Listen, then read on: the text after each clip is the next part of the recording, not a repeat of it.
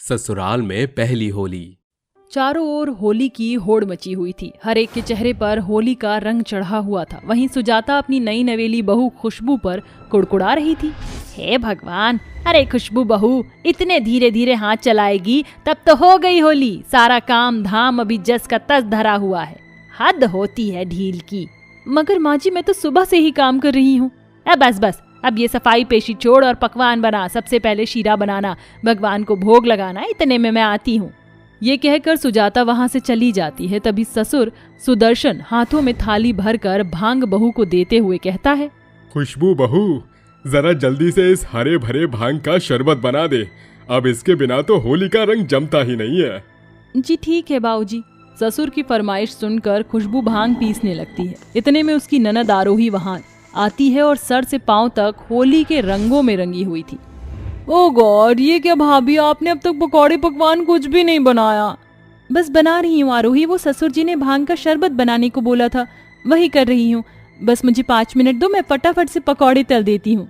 कोई जरूरत नहीं है, आप तो भांग पीसते रहो। हाँ, ऐसा कहकर आरोही गुस्से में अपनी भाभी को आंख तरेरते हुए, पैर धमकाते हुए किचन से बाहर चली आती है। तभी उसकी माँ सुजाता अंदर आकर बोलती है, अरे क्या बात है बहू, आरोही ऐसे क्यों गई?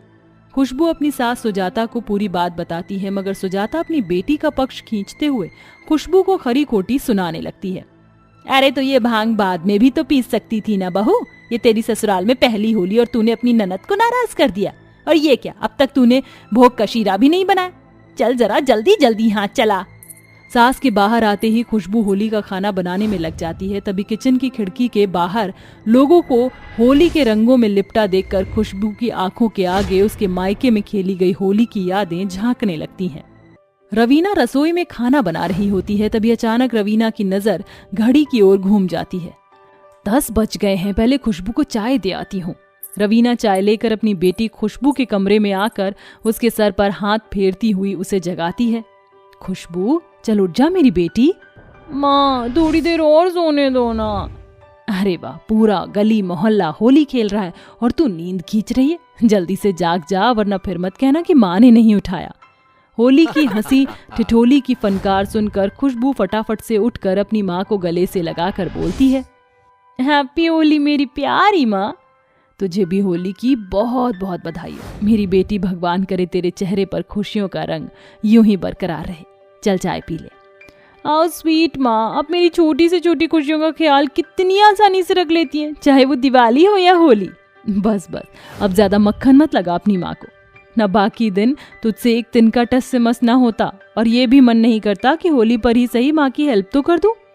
ओहो माँ, जब मेरी माँ किचन चैंपियन है तो भला मुझे टेंशन लेने की क्या जरूरत? और वैसे भी माँ, मुझसे किचन में खड़े होकर खाना नहीं बनता, क्योंकि आप तो जानती हो कि होली का त्योहार करीब आते ही मेरे मन में होली को लेकर हाय हिचकोले वाला। बेटी, तेरी ये मन मर्जियाँ बस तेरी माँ के आगे ही चल रही है। जितनी होली खेलनी है ना, यहीं खेल लेना, क्योंकि जब तू ससुराल जाएगी ना, तब वहाँ सास एक ना सुनेगी, क्योंकि बहू की जिंदगी ससुराल के सदस्यों के साथ बढ़ जाती है। ऐसा कभी नहीं होगा माँ, क्योंकि खुशबू को होली खेलना बहुत पसंद है, और जैसे मैं यहाँ होली खेलती हूँ, ससुराल में भी खूब होली खेलूंगी। ऐसा कहते ही खुशबू नाच नाच कर पूरे घर में गुलाल बिखेर देती है और सारा दिन होली के रंगों में डूबी रहती है, और देर शाम होली खेलकर घर आती है। रंग बरसे भीगे चुनर वाली, रंग बरसे। हे भगवान, मेरी इस बेटी को होली के त्योहार में जरा भी होशो हवास नहीं रहता। हर साल का यही है, होली की सुबह निकलती है तो सीधे शाम को ही घर में घुसती है। चल अब नहा धो ले। अरे अरे, जा रही हूँ मेरी प्यारी माँ। सारा दिन होली खेल कर खुशबू सो जाती है और अगली दोपहर में उठती है। अरे खुशबू, अब उठ भी जा, दोपहर ढलने को आ गई है। कमाल है, होली का सारा काम मैंने किया, मगर हरारत इसे हो गई है। बगैर कुछ किए तो ये हाल है, तो जब ससुराल में जाकर इसे होली के दिन सब करना पड़ेगा तो क्या होगा। ऐसे ही दिन गुजरते जाते हैं और खुशबू की शादी पूरब नाम के लड़के से हो जाती है। ऐसे ही हर बीतते दिनों के साथ होली का दिन पास आता है, और जहाँ सुजाता अपनी बहू और बेटी को लेकर होली की खरीदारी करने बाजार आती है। माँ, वो देखो, मुझे होली के लिए ये व्हाइट कलर वाला सिलिकॉन का सूट चाहिए, और ये मैचिंग इयररिंग भी। हाँ हाँ, क्यों नहीं मेरी प्यारी बेटी, ये पकड़ पैसे और जो मन चाहे खरीद ले। अपनी बेटी की खुशी की खातिर सुजाता उसे रुपयों की गड्डी थमा देती है। तभी खुशबू को भी शोरूम के भीतर लगी एक साड़ी भा जाती है। अरे क्या हुआ बहू, तू यहाँ क्यों रुक गई? वो देखिए माँ जी, वो साड़ी कितनी सुंदर लग रही है। मैं सोच रही थी माँ को होली पर वो साड़ी भेज दूं, मुझे कुछ पैसे चाहिए। अरे अरे बहू, बावली हो गई है क्या? बहू के मायके से होली हो या दिवाली, ससुराल से कुछ जाता नहीं बल्कि आता है, समझी ना? अब चल जल्दी से होली के पकवान का सामान लेकर घर चलना है। आई बड़ी माँ को होली भेजने। हाँ, होली को लेकर अपनी सास के मन में बेटी और बहू के दोहरे भेद को देखकर खुशबू की आंखें भर आती हैं और इसी बीच होली का दिन भी आता है। तभी मायके की यादों में खुशबू का खोया मन अचानक होली के खुशनुमा यादों से बाहर लौट आता है, जहां वह खुद को ससुराल की रसोई में पाती है, जिसे देख दुख से उसकी आंखें भर आती हैं। माँ ने बिल्कुल सच कहा था, ससुराल आने के बाद एक लड़की मायके के लिए कुछ भी करने को मोहताज हो जाती है।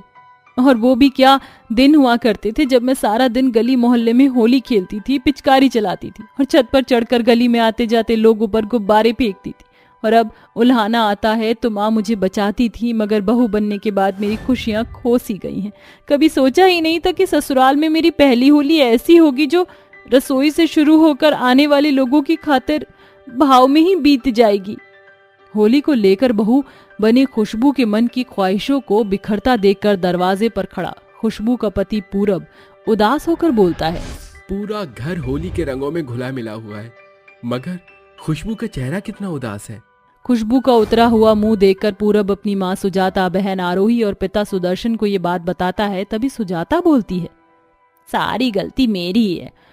होली के हाम हुम में मैं ये देख ही ना सकी कि मैं खुशबू को बहू नहीं बल्कि बेटी बनाकर लाई थी, और हालांकि ये बहू की ससुराल में पहली होली है।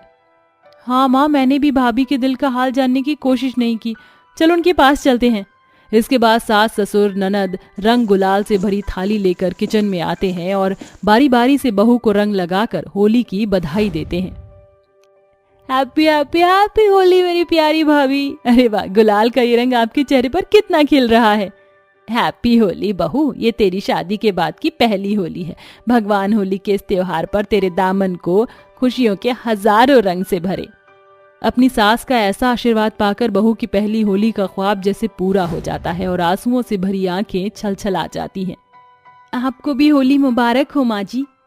बहू, मैंने होली को लेकर तेरे साथ बहुत गलत किया ना तुझे कपड़े दिलाए, न तेरी ख्वाहिशें पूरी की, और तो और आज तुझे किचन में उलझाए रखा।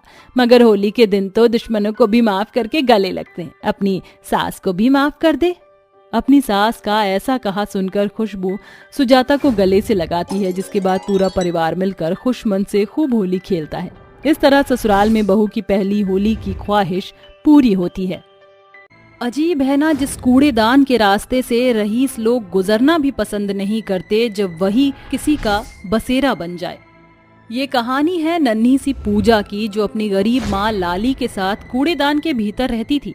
कूड़ेदान से उठने वाली बदबू को सहना उन दोनों माँ बेटी के लिए बहुत मुश्किल था, मगर लाचारी ने उन्हें वहां ला पहुंचाया था। पूजा बेटी, अंधेरा घेराया है, तू यहीं ठहर, मैं ये लोहा प्लास्टिक बेचने भंगार वाले के पास जा रही हूँ। माँ जल्दी आना, मुझे बहुत भूख लगी है। लाली डबडबाई आंखों से पूजा को देखती हुई उसका सर सहलाकर भंगार वाले के पास आती है। ये लो 30 रुपए। लाली के लिए ये रोज की बात थी। दोनों माँ बेटी दिन भर कूड़ेदान से टूटे फूटे लोहे प्लास्टिक के कबाड़ को बीन बटोर कर शाम को उसे असलम भंगार वाले के पास बेचती, जिसे उन्हें जो 10-20 रुपए मिलते उससे पेट भर कर खाना भी नसीब नहीं होता था। सिर्फ 30 रुपए, इसमें डबल रोटी के सिवा क्या आएगा? लाली बनिए को पैसे बढ़ाकर डबल रोटी मांगती है, जिसे खाकर दोनों माँ बेटी एक दूसरे से सटकर सो जाती हैं। इसी तरह उनका दिन दुखों में कट रहा था। हर भोर की तरह पूजा आज भी कंधे पर कूड़े की बोरी लटकाए खाली पांव सड़क पर उतर आती है। वह गरीब बच्ची आंखें गड़ाए कूड़े की खोज कर रही थी। तभी चलते चलते उसके कदम एक पिज्जा शॉप के सामने ठहर जाते हैं, जहाँ नन्ही नित्या अपनी माँ मोनिका से पिज्जा खरीदने की जिद कर रही थी। मॉम, प्लीज मुझे ये चीज वाला पिज्जा दिला दो ना। ठीक है नित्या, मैंने ऑर्डर कर दिया है, चलो चलकर टेबल पर बैठते हैं। अगले ही पल बटर में लिपटा एक बड़ा सा पिज्जा नित्या के टेबल पर आ जाता है। वह जीभ लपलपाते हुए पिज्जा की एक स्लाइस उठाकर खाने लगती है।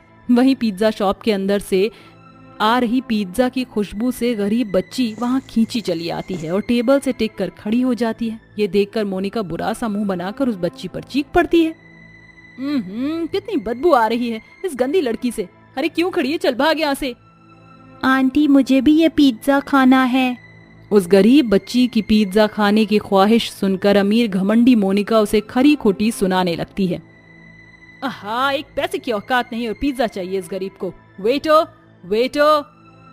मोनिका की चिल्लाहट सुनकर पिज्जा हट का मालिक मोहित राणा, जो बहुत ही मक्खर किस्म का इंसान था, वहां आता है। क्या हुआ मैम, एनी प्रॉब्लम? प्लीज इस लड़की को बाहर निकाल कर फेंको, बहुत गंदी बदबू आ रही है इसमें से।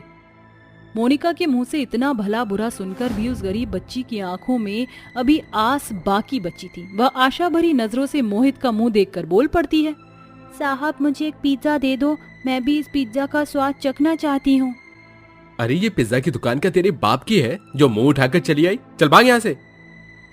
मोहित उसे जोर से धक्का मारता है जिससे पूजा एक पत्थर पर जा गिरती है, जिसके साथ उसके हाथ पांव की खाल खुरचने से खून बहने लगता है। कहाँ तो वह बेचारी बच्ची पिज्जा खाने के लिए वहां खींची चली आई थी और कहाँ चोट खाकर वापस जा रही थी। माँ बिल्कुल सही कहती हैं, ये रईस लोग पैसों से जितने अमीर होते हैं दिल से उतने ही गरीब होते हैं। दर्द में छटपटाती हुई पूजा लंगड़ाते हुए जैसे तैसे कूड़ेदान चली आती है, जहाँ कूड़े में सनी उसकी माँ पूजा के घाव देखकर घबरा जाती है। अरे पूजा बेटी, ये तुझे इतनी गहरी चोट कैसे लग गई? पूजा रोते रोते अपनी माँ को सारा वाकया बताती है, जिसे सुनकर लाचार लाली का मन भर जाता है और वह अपनी बेटी को सीने से सटाकर फूट फूट कर रोने लगती है। ये दुनिया ऐसे पत्थर दिल लोगों से भरी पड़ी है। पूजा, उनके आगे हाथ पसारने से कोई फायदा नहीं। अपनी माँ पर भरोसा कर। अगर ये गरीब माँ तुझे 9 महीने अपने खून से सींच कर इस दुनिया में ला सकती है तो तुझे पिज्जा भी जरूर खिलाएगी। ऐसे ही दिन ढलते जाते हैं। लाली अपनी गरीब बच्ची को पिज्जा खिलाने के खातिर खूब मेहनत करती। वह सारा दिन भूखी प्यासी रहकर कबाड़ बटोरने में लगी रहती।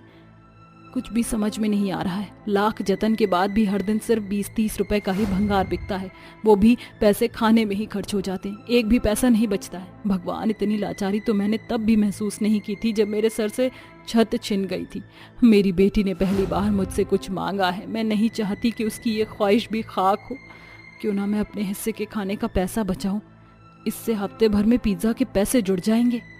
इस तरह गरीबी और लाचारी की मार लाली अपनी नन्ही सी बच्ची को पिज्जा खिलाने के लिए अपना पेट काट काट कर पिज्जा के लिए पैसे बचाने लगती है। ये क्या माँ, आप नहीं खाएंगी? वो क्या है ना, अब पूजा मंदिर के बाहर भंडारा बट रहा था, तो मैंने वहीं रुककर पेट भर कर भंडारा खा लिया और तेरे लिए खाना ले आई। तू ये खाना खा ले। बेचारी भूख से जूझती गरीब माँ पेट भरने का झूठ मूठ का बहाना बनाकर बात को टाल देती है। तभी एक रोज जब पूजा कूड़ा बीनने सड़क पर जाती है, जहाँ सूट बूट पहने हुए एक बूढ़ा शख्स बेहोश पड़ा हुआ था। अरे ये अंकल तो बेहोश हो गए, मुझे हर हाल में इन्हें बचाना होगा। पूजा इधर उधर नजर घुमाती है, तभी उसे पास में एक प्याऊ दिखता है। वह अंजलि भरकर पानी लाकर उस बूढ़े के चेहरे पर छिड़काव करती है। साहब जी, आप ठीक तो हैं? साहब जी तो सही तरह से बोल भी नहीं पा रहे हैं, मैं क्या करूं? पूजा कभी उस बूढ़े शख्स के हाथ मलती तो कभी उसका सर सहलाती। तभी वह इंसान पूरी तरह से होशो हवास में आ जाता है और पूजा उससे दूर हो जाती है। उस शख्स का नाम शिवसेन था। अरे क्या हुआ बेटी, मेरी आंख खोलते तुम दूर क्यों खिंच गई?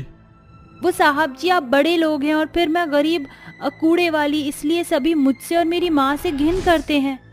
मगर सभी जन एक जैसे नहीं होते। तुमने मेरी जान बचाई है, अब इसका एहसान उतारने का मौका दो अंकल को। शिवसेन उस गरीब बच्ची को गाड़ी में बिठाकर एक पिज्जा शॉप पर लाता है, जिसे देखकर पूजा सिहर उठती है, क्योंकि असल में शिवसेन कोई और नहीं, मोहित का पिता था। अच्छा, तो इस बार तू मेरे पिता को पोर्ट कर यहाँ लाई है? मोहित, तू इस भली बच्ची को जानता है क्या? अरे बहुत अच्छे से जानता हूँ पिताजी। ये एक दिन मुंह उठाकर मुफ्त का पिज्जा खाने आई थी, मैंने भी उसे खूब मजा चखाया था। ये सुनकर शिवसेन गुस्से से लाल पीला होकर मोहित को फटकार लगाता है। अरे बस कर मोहित, अरे जानता भी है आज तेरा पिता इसी बच्ची के कारण यहाँ खड़ा है। ये सुनकर मोहित उस गरीब बच्ची के सामने शर्म से पानी पानी हो जाता है। मुझे माफ कर देना बच्ची, मैंने उस दिन तुम्हारे साथ बहुत बुरा सलूक किया। कोई बात नहीं भैया, आप मुझसे बड़े हैं, मुझसे माफी मत मांगिए। तो मुझे अपनी गलती सुधारने का एक मौका तो दो। यहाँ बैठो। मोहित उस गरीब बच्ची को टेबल पर बिठाकर इसके सामने एक बड़ा सा चीज पिज्जा परोसता है, जिसे देखकर पूजा खूब खुश होकर पिज्जा खाती है। अरे वाह, सचमुच ये पिज्जा तो बड़ा ही स्वादिष्ट है। आपको पता है अंकल, आज मैंने पहली बार पिज्जा का स्वाद चखा है। पूजा के चेहरे पर उभरी पिज्जा खाने की खुशी को देखकर शिवसेन और मोहित का मन भर आता है और मोहित बोलता है, पूजा, अब से जब भी तुम्हें पिज्जा खाने का दिल करे तुम यहाँ चली आना। पिज्जा खाकर पूजा जब कूड़ेदान पहुंचती है तो अपनी माँ के हाथों में पिज्जा का डिब्बा देखकर उसकी खुशी दुगनी हो जाती है। अरे वाह, फिर से पिज्जा। फिर से क्या मतलब? माँ, आज मैंने बटर वाला बड़ा सा पिज्जा खाया, मगर हम दोनों ये वाला पिज्जा मिल बांट कर खाएंगी। आखिरकार पूजा के मन की पिज्जा खाने की अधूरी ख्वाहिश पूरी हो जाती है। उस रोज उस गरीब बच्ची की आंखों में बड़ी खुशी झिलमिला रही थी, मगर पूजा जैसे न जाने कितने ही गरीब बच्चे अपनी ऐसी ही छोटी छोटी ख्वाहिश को लिए फुटपाथ की ठोकरें खाते हैं।